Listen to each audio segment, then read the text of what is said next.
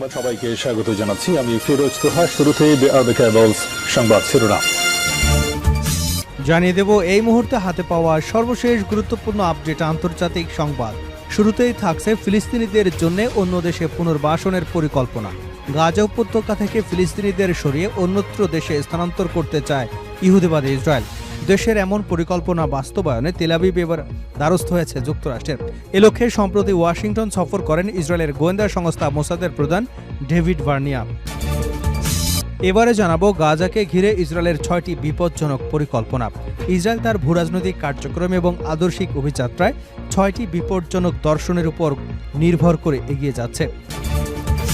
এদিকে গাজায় একদিনে 90 হামলা। ফিলিস্তিনের গাজায় একদিনে 90টি হামলা চালিয়েছে ইসরায়েল। দখলদার সেনাবাহিনী নিয়মিত ব্রিফিং করে এ তথ্য জানাচ্ছে। ইসরায়েলি বাহিনী জানিয়েছে তাদের বিমান বাহিনী গতদিনে অবরুদ্ধ গাজা উপত্যকা জুড়ে 90টি বিমান হামলা চালিয়েছে।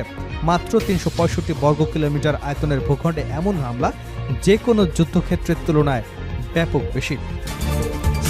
এদিকে দেশে ফেরার জন্য কাছে বাংলাদেশে পুশিনের শিকার ভারতীয় দম্পতি। বাংলাদেশে পুশিনের শিকার ভারতীয় এক দম্পতি, যাদের দিল্লি থেকে আটক করে জোর করে বাংলাদেশে ঢুকিয়ে দেওয়া হচ্ছে। অথচ তাদের দাবি তারা ভারতীয় নাগরিক হিসেবে প্রমাণ দেবার পরও পুলিশ তাদের ধরে বাংলাদেশে পাঠিয়ে দিয়েছে। এবং সর্বশেষ জানাবো, যুক্তরাজ্যে তড়িঘড়ি করে সম্পত্তি বিক্রি করে দিচ্ছে আওয়ামী লীগের নেতারা। বাংলাদেশে শেখ হাসিনা দীর্ঘ ক্ষমতাকালীন সময়ে দেশ থেকে বিপুল পরিমাণ অর্থ বিদেশে পাচারের তদন্ত করছে অন্তর্বর্তী সরকার। ধারণা করা হয় এর একটি বড় অংশই পাচার হয়েছে যুক্তরাজ্যে। শেখ হাসিনার রাজনৈতিক দল আওয়ামী লীগ এর শীর্ষ নেতারা এবং হাসিনার আস্থাভাজন হিসেবে ব্যবসায়ী গোষ্ঠী এই সম্পদ পাচারের মূল হোতা হিসেবে চিহ্নিত হয়েছে। প্রিয় দর্শক, এতক্ষণ শিরোনাম শুনছিলেন, এবার বিস্তারিত। আপনি যদি এই চ্যানেলে নতুন হয়ে থাকেন, ভিডিওটি দেখতে দেখতে চ্যানেলটি সাবস্ক্রাইব করে আমাদের সঙ্গে থাকুন। আর এই ভিডিও সম্পর্কে আপনি আপনার মূল্যবান মতামতটি কমেন্ট বক্সে জানিয়ে দিন। আর হ্যাঁ প্রিয় দর্শক, জানিয়ে দিন ভিডিওটি কোথা থেকে দেখছেন। ফিলিস্তিনিদের অন্য দেশে পুনর্বাসনের পরিকল্পনা। গাজা উপত্যকা থেকে ফিলিস্তিনিদের সরিয়ে অন্য দেশে স্থানান্তর করতে চায় ইসরায়েল। নিজেদের এমন পরিকল্পনা বাস্তবায়নে তেল আবিব এবার দ্বারস্থ হয়েছে যুক্তরাষ্ট্রের। এ লক্ষ্যে সম্প্রতি ওয়াশিংটন সফর করেন ইসরায়েলের গোয়েন্দা সংস্থা মোসাদের প্রধান ডেভিড বার্নিয়া। একাধিক সূত্রের বরাতে মার্কিন সংবাদ মাধ্যম এক্সিওস জানিয়েছে, বার্নিয়া চাইছেন গাজার ফিলিস্তিনিদের ইথিওপিয়া, ইন্দোনেশিয়া এবং লিবিয়ায় স্থানান্তর করতে। এই 3 দেশ নাকি ফিলিস্তিনিদের ব্যাপক সংখ্যায় গ্রহণে আগ্রহ দেখিয়েছে, এমনটাই দাবি করেন তিনি। তবে তাদের চূড়ান্তভাবে রাজি করাতে প্রণোদনা দেওয়ার প্রস্তাব দিয়েছেন তিনি। ওয়াশিংটন সফরে বার্নিয়া বৈঠক করেন সাবেক মার্কিন প্রেসিডেন্ট ডোনাল্ড ট্রাম্পের ঘনিষ্ঠ মিত্র এবং বিশেষ দূত স্টিফেন উইটকফের সঙ্গে। সেইখানে তিনি এ পরিকল্পনার বিস্তারিত ব্যাখ্যা দেন। ওয়াশিংটন সফরে বার্নিয়া বৈঠক করেন সাবেক মার্কিন প্রেসিডেন্ট ডোনাল্ড ট্রাম্পের ঘনিষ্ঠ মিত্র ও বিশেষ দূত স্টিভ উইটকফের সঙ্গে। সেখানেই তিনি এই পরিকল্পনার বিস্তারিত ব্যাখ্যা দেন। তবে ওই বৈঠকে উইটকফ ইসরায়েলি প্রস্তাব নিয়ে কোনো প্রতিশ্রুতি দেননি বলে জানিয়েছে এক সূত্র। এমনকি যুক্তরাষ্ট্রের সরকার আদৌ এ বিষয়ে কোনো পদক্ষেপ নেবে কিনা তা এখনও স্পষ্ট নয়। পুরো বিষয়টি নিয়ে এখন পর্যন্ত হোয়াইট হাউসে ইসরায়েলি প্রধানমন্ত্রী বেঞ্জামিন নেতানিয়াহুর কার্যালয় কিংবা ইথিওপিয়া, ইন্দোনেশিয়া এবং লিবিয়ার পক্ষ থেকে কোনো আনুষ্ঠানিক মন্তব্য আসেনি। বিশ্লেষকদের মতে গাজার চলমান সংকটের মধ্যে এমন প্রস্তাব আরও বেশি উদ্বেগের কারণ হতে পারে, কারণ এতে একদিকে যেমন জাতিগত স্থানান্তরের অভিযোগ উত্থাপিত হতে পারে, অন্যদিকে তেমনি আন্তর্জাতিক মানবাধিকার আইন লঙ্ঘনের অভিযোগও সামনে আসতে পারে। গাজাকে ঘিরে ইসরায়েলের 6 বিপজ্জনক পরিকল্পনা। ইসরায়েল তার ভূরাজনৈতিক কার্যক্রম এবং আদর্শিক অভিযাত্রায় 6টি বিপজ্জনক দর্শনের উপর নির্ভর করে এগিয়ে চলেছে। এগুলো শুধু ফিলিস্তিনিদের জন্য নয়, বরং গোটা অঞ্চলের স্থিতিশীলতার জন্য হুমকি স্বরূপ। একটি আপাতত প্রশ্ন, তুমি রাস্তা কেন পার হলে? এটি সাধারণত ব্যঙ্গাত্মক রসিকতা হিসেবে ব্যবহৃত হয়, কিন্তু ইসরায়েলি বাস্তবতায় তা রূপান্তরিত হয়েছে দার্শনিক, ধর্মতাত্ত্বিক এবং রাজনৈতিক প্রকল্পে। সেখানে রাস্তা পার হওয়া মানে নিছক চলাচল নয়, বরং আধিপত্য, সার্বভৌমত্ব এবং বাস্তবতা পুনর্গঠনের প্রতীক। ইসরায়েলি রাষ্ট্র দর্শনের সীমানার স্থিতিশীলতার কোনো লক্ষ্যমাত্রা নয়, বরং একটি রূপান্তরশীল মানচিত্রের ধারণা প্রতিষ্ঠিত হয়েছে, যেখানে রাস্তা একটি প্রতীক যার মাধ্যমে বসতি স্থাপন, সামরিক দখলদারি এবং মিডিয়া আখ্যানের মাধ্যমে সার্বভৌমত্ব আরোপ হয়। হিব্রু ভাষায় ব্যবহৃত শব্দ যেমন হারাহবা মানে সম্প্রসারণ এবং রিবুনাট সার্বভৌমত্ব এই আধিপত্যবাদী দৃষ্টিভঙ্গিকে ন্যায্যতা দেয়। আইন রাজনৈতিক সীমা অতিক্রম। ইসরায়েলি রাজনীতির আইনের স্থিরতা মানে না, বরং একে প্রয়োজনে পুনর্গঠনযোগ্য হাতিয়ার হিসেবে ব্যবহার করা হয়। 1967 সালে পূর্ব জেরুজালেম দখল থেকে শুরু করে 2018 সালে জাতীয় রাষ্ট্র আইন পর্যন্ত রাষ্ট্রটি বারবার দেখিয়েছে সীমা লঙ্ঘন কোনো ব্যতিক্রম নয়, বরং পরিকল্পিত নীতি। নেতানিয়াহুর মতে, যা আপনি মাটিতে চাপিয়ে দেন না, ইতিহাস তা গণনা করা হয় না। সামরিক দৃষ্টিভঙ্গি, কেউ বাধা না দিলে অতিক্রম। ইসরায়েলি সেনাবাহিনী প্রতিরক্ষার চেয়ে আগ্রাসী কৌশলে বেশি বিশ্বাসী। আবিব কোচাভির মতো সামরিক নেতারা খোলাখুলিভাবে বলেছেন তারা সার্বভৌমত্ব লঙ্ঘনের জন্য অপেক্ষা করে না, বরং কৌশলগত সুবিধা অনুযায়ী আগ বাড়িয়ে আঘাত হানে।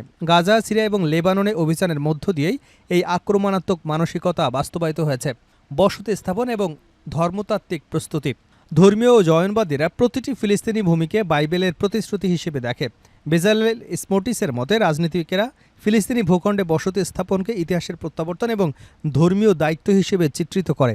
এতে ভূমি দখল প্রকল্পের ধর্ম এবং রাজনৈতিক সংমিশ্রণের পবিত্র আখ্যা পায়। নিরাপত্তা ছায়া মুছে ফেলার অজুহাত। ইসরায়েলের নিরাপত্তা ভাবনা একটি জাতীয় মানসিকতা, যেখানে সম্ভাব্য বিপদ সিদ্ধান্তের ভিত্তি। আমোস ইয়াদলিনের মতে, যে প্রথমে আঘাত করবে না তাকে সমাহিত করা হবে। এই নীতির আড়ালে ইসরায়েল বৈরুত থেকে গাজা পর্যন্ত আক্রমণ চালায়, যেখানে প্রতিটি ছায়া একটি হুমকি হিসেবে গণ্য হয়। মিডিয়া আখ্যান দখলে ক্রসিং। ইসরায়েলি মিডিয়া কেবল সংবাদ পরিবেশন করে না, বরং সরকার নির্ধারিত আখ্যানকেই প্রতিষ্ঠা করে। 2022 সালে সাংবাদিক শিরিন আবু আকলেহ হত্যাকাণ্ডের ঘটনায় বিভ্রান্তিমূলক কভারেজ বা সিরিয়ার শিশুর ছবি ব্যবহার করে গাজা হামলাকে ন্যায্যতা দেওয়ার প্রবণতা সবই এই প্রকল্পের অংশ। নৈতিকতার মুখোশ এবং ফিলিস্তিনিরা। ইসরায়েল তার নৈতিকতা ব্যাখ্যা করে বড় মন্দকে ঠেকাতে ছোট মন্দকে স্বীকৃতি দেয়। এহুদ বারাক যেমন বলেছেন, আলো ছড়াতে হলে কখনো বেদনাদায়ক কিছু করতে হয়, কিন্তু এই আলো আসলে কাদের জন্য, এই মূল্য নির্ধারণ করবে কে? ফিলিস্তিনিদের ক্ষেত্রে ইসরায়েলি অবস্থান আরও স্পষ্ট। জাতীয় নিরাপত্তা মন্ত্রী ইতামার বেন-গাভির বলেছেন, ফিলিস্তিনি যদি রাস্তা পার হতে চায় তাকে স্বীকার করতে হবে যে রাস্তা আমাদের। ফিলিস্তিনকে অস্তিত্বের হুমকি হিসেবে দেখা হয়, যার চলাচল, স্বপ্ন এবং পরিচয় সবই নিয়ন্ত্রণাধীন। রাস্তাটি কারো একার নয়।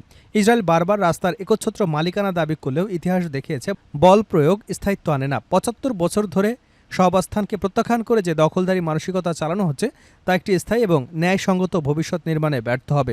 রাস্তা পার হওয়া যদি ফিলিস্তিনিদের জন্য একটি বিপজ্জনক প্রকল্পে পরিণত হয়, তাহলে প্রশ্ন থেকে যায়, যাদের শুরু করবার মতোই কোনো রাস্তা নেই, তাদের ভবিষ্যৎ কোথায়? একদিনে গাজায় 90 হামলা। ফিলিস্তিনের গাজায় একদিনে 90টি হামলা চালিয়েছে ইসরায়েল। শনিবার দখলদারদের সেনাবাহিনী নিয়মিত ব্রিফিংয়ে এ তথ্য জানায়। খবর আল জাজিরার। ইসরায়েলি সেনাবাহিনী জানিয়েছে তাদের বিমান বাহিনী গতদিনে অবরুদ্ধ গাজা উপত্যকা জুড়ে 90টি হামলা চালিয়েছে। মাত্র 365 বর্গ কিলোমিটার আয়তনের ভূখণ্ডে এমন হামলা যে কোনো যুদ্ধক্ষেত্রের তুলনায় ব্যাপক।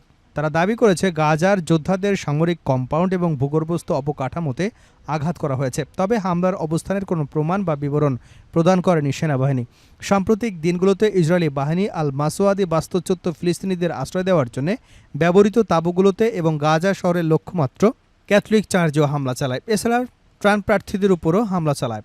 এদিকে ফিলিস্তিনের স্বাধীনতাকামী গোষ্ঠী হামাস জানিয়েছে তারা সব জিম্মি মুক্তির শর্তে যে যুদ্ধবিরতির প্রস্তাব দিয়েছিল তা ইসরায়েল নাকচ করে দিয়েছে। হামাসের সামরিক শাখা কাসাম ব্রিগেডের মুখপাত্র আবু উবায়দা বলেছে, কোনো চুক্তি না হলে তারা দীর্ঘ সময় ধরে যুদ্ধ চালিয়ে যাবে। বৃহস্পতিবার প্রকাশিত 20 মিনিটের এক ভিডিও বার্তায় উবায়দা বলেন, ইসরায়েলি সরকার বন্দীদের বিষয়ে আন্তরিক নয়, কারণ তারা সবাই সেনা সদস্য। তিনি জানান, হামাস একটি পূর্ণ চুক্তির পক্ষে আছে।